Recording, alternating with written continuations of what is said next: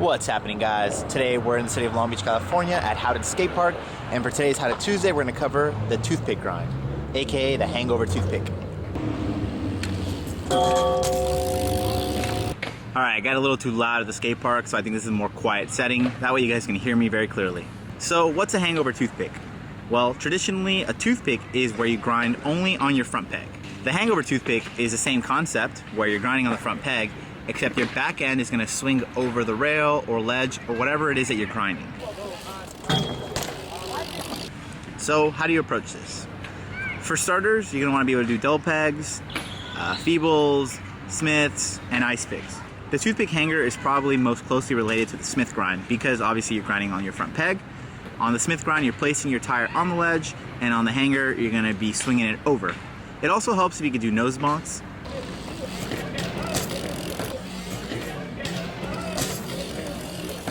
I nose bonk the rail here to show you guys, but you don't necessarily need to be able to do nose bonks on rails, but it does help to be able to have like either nose bonks or nose wheelies. If you can do a nose wheelie, the hangover toothpick grind is basically like a nose wheelie grind, much like the manual is to the ice pick, where an ice pick is a manual grind, if that makes sense. You're in the same position. Initially, you're gonna want to first maybe just do a couple toothpick bonks. So that's where you approach the rail and just kind of tap your front peg on it while doing a little bunny hop.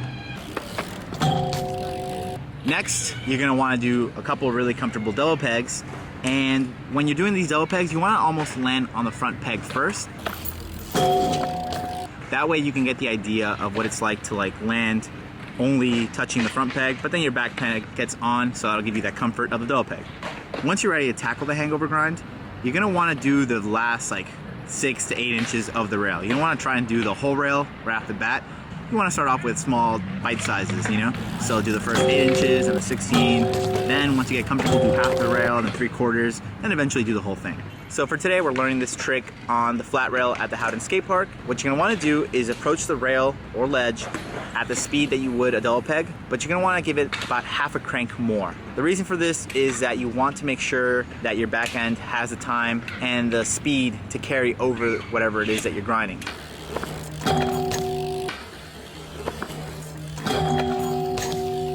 So again, the rail is only about this thick. There's not much you're gonna need to clear. But if you're doing it on a ledge, you might have to stuff it more, and stuffing means that you're getting steeper on the hanger.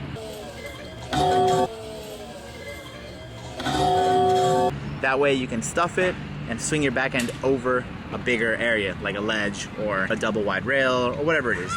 I'm left foot forward, so I'm doing this on the left. If you're right foot forward, you wanna do it on the right, on your right peg. But there are going to be those of you guys that feel more comfortable doing it like the goofy grind way. So that means that if you're left foot forward, you're supposed to grind on your left, but you want to do it on your right peg. That's fine too, because doing it switch, it just seems like your balance point is a little different and you get steeper automatically, which helps. Either way, whatever's more comfortable for you, go for that route. I originally learned them to the left, now I can do them to the right, but whatever's more comfortable for you, just make it happen. Since for the first few grinds, you're only going to be grinding the last part of the rail, you don't need to go that fast.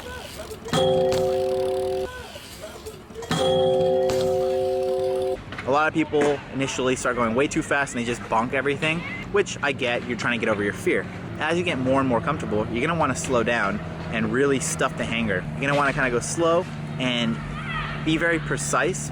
Place your peg, make sure that you're steep enough, and then swing your back end over. Obviously, those that can do really good nose manuals already have a natural advantage to this trick, but for those of us that don't, this requires a little more technique, precision, and practice.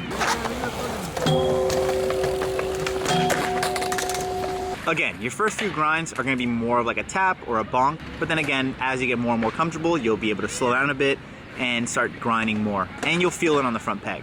Okay, so now you're getting better and better. You're grinding 6 to 8 inches, almost 10 inches of the rail.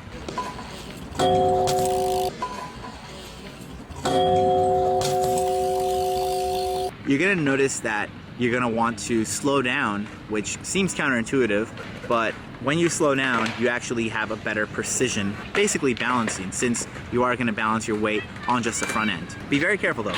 As you slow down, you'll notice that you're gonna start getting steeper and steeper. One thing that happens is that if you get too steep, you're gonna flip over. So here's a prime example of myself getting a little too comfortable with the hangover grind, and I was trying to do the whole rail a little slower than I was going earlier. I got steeper and I basically got pitched too far, and that's where you hit the point of no return and you kind of like bail, and you know, you can see for yourself.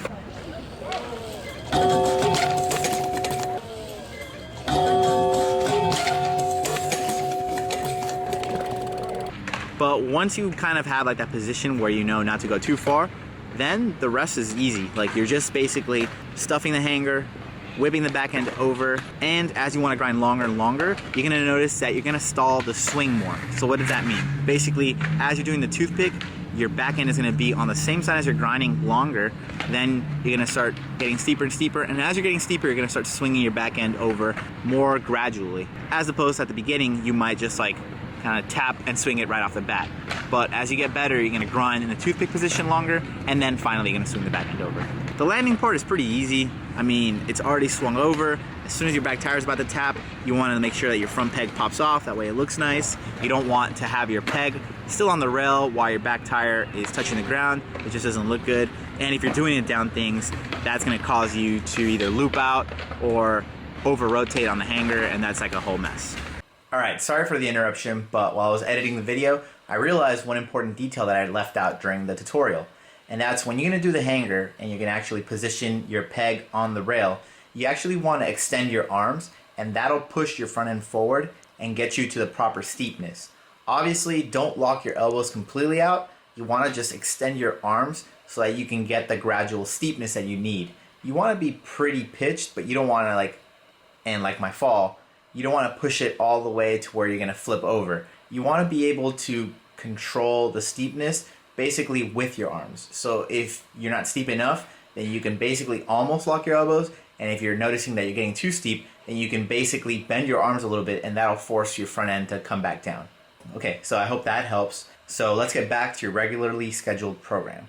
The toothpick grind isn't one of the easier grinds. It definitely is going to require a lot of practice, some confidence, because you are putting basically all your balance on the front, and we all know that when you're leaning forward, you're already afraid to fall face first, you know? So be careful with that one. And as far as troubleshooting goes, it's just confidence. A lot of people seem to have the fear of swinging the back end over, and one thing that'll help with that is nose bonking things. The more you nose bonk and nose relay things, you'll get more comfortable with that position of, you know, being steep on the front end and swinging the back end over, you know, putting pressure on the front tire, putting pressure on the front peg, and the more and more you practice, the more and more you'll feel comfortable, obviously. Lastly, you can do a lot with this grind, you know, down rail, up rail, hanger 180s, you could do hanger bars, I've seen hanger crank flips.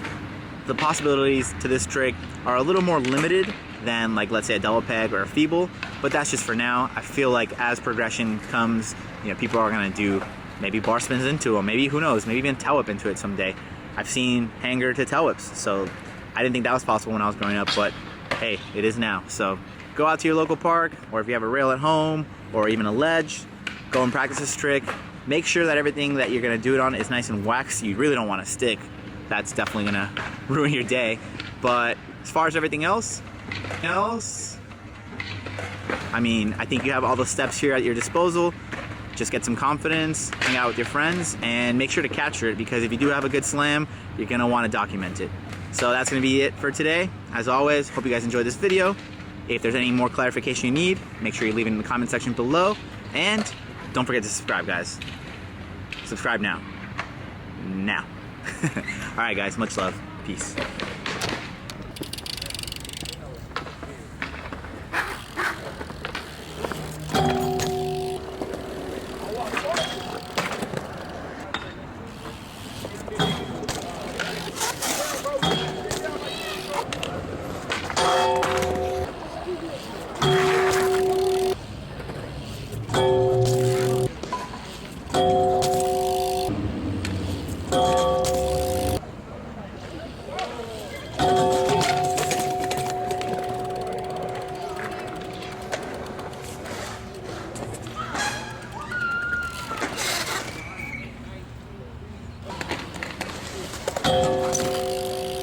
It's not that we have a short time to live, but that we waste a lot of it.